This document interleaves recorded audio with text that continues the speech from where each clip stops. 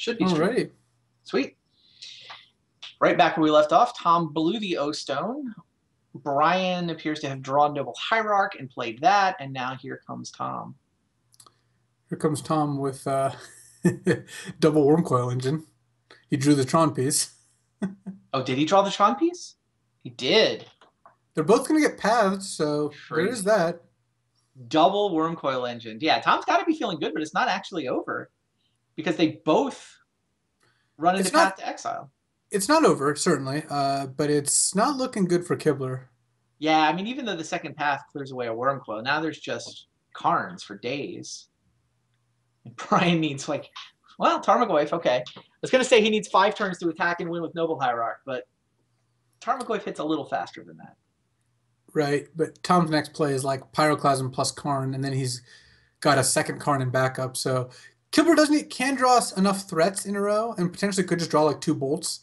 But Tom just needs to draw almost anything to close it out, and then he might even not need to draw anything. The Karn might actually do it. Or Ugin. Ugin's also a card.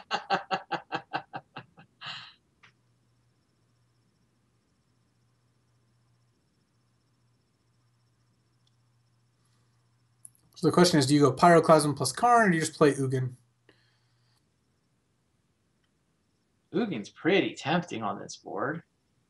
Yeah, the only advantage to not playing Ugin, I think, or the biggest advantage, is that if you race Ugin towards ultimate, you could also gain life and not get lightning bolted to death.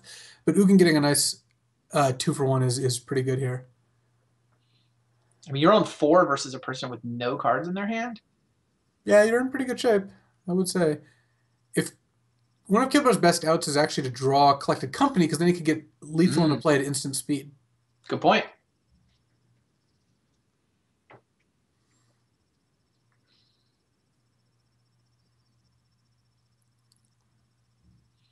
Though Tom has an out to that now. He gets to Karn plus it. Kibler has to Collected Company in response if he draws it, and then you get to sweep the board with Ugin.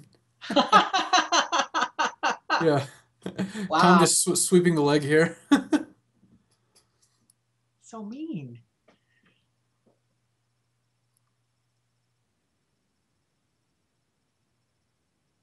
So our 3-way tie for 6th, 7th, and 8th is going to continue? It would appear so, unless some cards, seriously start showing up for Kibler here. Yeah, no. Brian, Andrew, and Brad are all going to be 1 and 4 coming out of this week, unless something crazy happens in the next couple of minutes.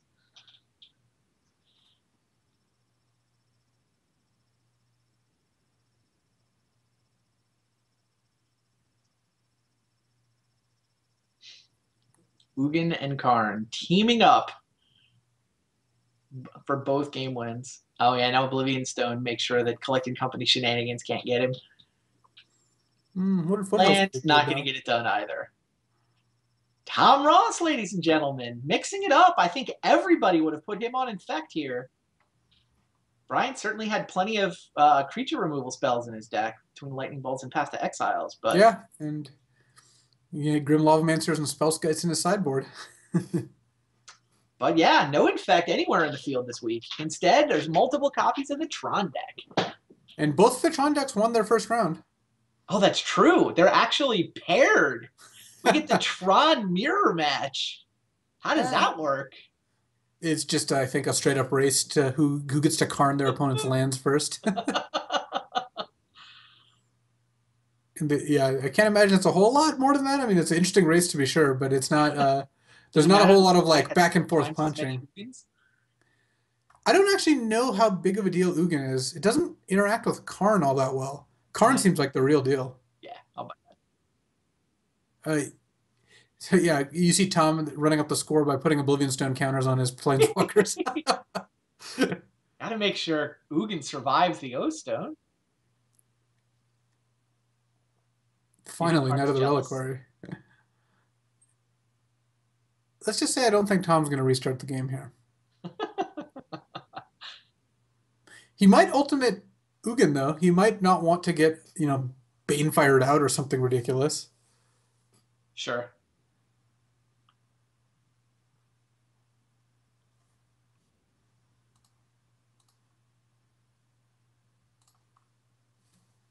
Okay, Kibler finally finds another creature, another reliquary. Tom has to decide which of his many ways to kill it he actually wants to use. Oh, is it Emrakul time? Are we there yet? Oh yeah, it's Emrakul, Tom. 2, 4, 6, 8, 11. Yeah. Emrakul. Who needs to kill Knight of the Reliquary? Oh, no, we'll kill it with Annihilator. That's the plan. The second attack. We won't get into second attack there. It doesn't have enough life points to actually annihilate the thing. The one I love the one Emrakul in these lists, and it totally comes up off Ivu. Search it up, Oh, yeah. summon it, get the time walk trigger. I don't even know if we saw a collected company in Kibler's hand at any point. Nope, we did not. I didn't see it. I don't think so. I don't think we saw one even in the 7 that got mulliganed. Kibler probably has no lands left to get with his Wooded Foothills. Is that what he's showing off here? He's drawn all of them. He did get kind of flooded here. Hey, look, he had a good plan. I mean, the Fulminator made sideboard is the right sideboard plan. He blew up the first 2 Tron pieces. He basically pushed Tom up against it, where Tom had to top deck land. But he did. Failed to find land because he drew all of them. All right. Well, Kibler didn't have pressure, though. He had the turn 3 and 4 Fulminators, but with no attackers in play, Tom just got to go land, pop a Living Stone, play Wormcoil. Yeah. No, that's a good point. All right, so Tom Ross advances to the semis. We can look at the bracket, see that Tom will be taking on current first place competitor Owen Turtenwald in their semifinal. A lot of points in that match, and a fair number of points in the top match as well. Jerry Thompson and Paul Cheon are also in great shape right now. They will be playing in their semifinals. So that's Jerry's Jund deck against Paul's Grixis Delver. It's the battle of the Kolaghan's Commands and the battle of the Urza's Towers. Yeah, we should see if we can get Tom in for an interview while Paul and Jerry get set up to play. Sounds good. Yeah, it looks like Tom needs a minute after that match.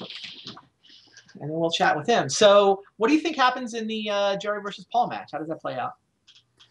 Seems like a grind. I mean, that's probably not, super hard to figure out. But I don't think, one of the features of these matchups is neither player has like a real trump. Like there's no one card either player can play that just ends the game. They both have like Tassigers. They both have good removal. Jerry, I think, has a lot. His cards tend to be a little more powerful, whereas Paul's are a little faster. So I would generally give the nod to the Jund deck there.